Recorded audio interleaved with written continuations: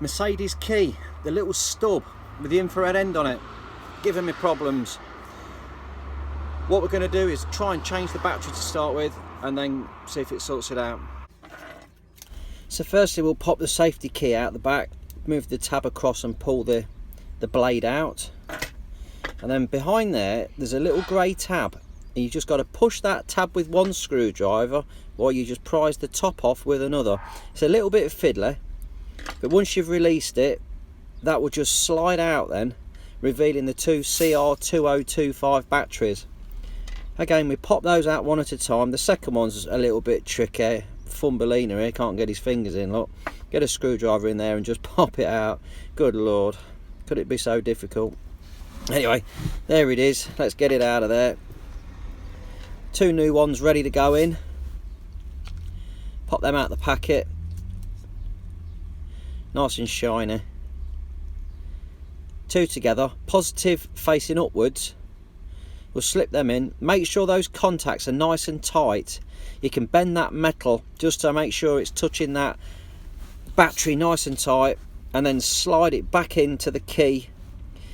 Wait for the click, it's in there nice and tight. Pop the blade back in. Click that in as well, and bingo, press that button and it all lights up.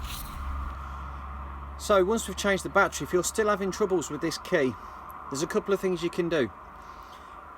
The end on it, you can just wipe it. It's got a small red circle on the end of the key, on the end of the stub. If you clean that, that can sometimes sort your problem out. And also, where you put it into the ignition on the vehicle, at the bottom there's a little sensor, again infrared pickup. If that's got all dirt and grime and dust in there, it won't pick the key up. So again, you can clean inside that ignition and that should sort your problem out. If you put the stub into the ignition switch and it won't turn and it doesn't make the sound, it's not reading that key. It's an old cliche, but if you give it a bash, it sometimes sorts them out. Either bash the dashboard around where you put the stub in, just a sharp bash with your hand, it sometimes makes it a connection, sorts something out inside.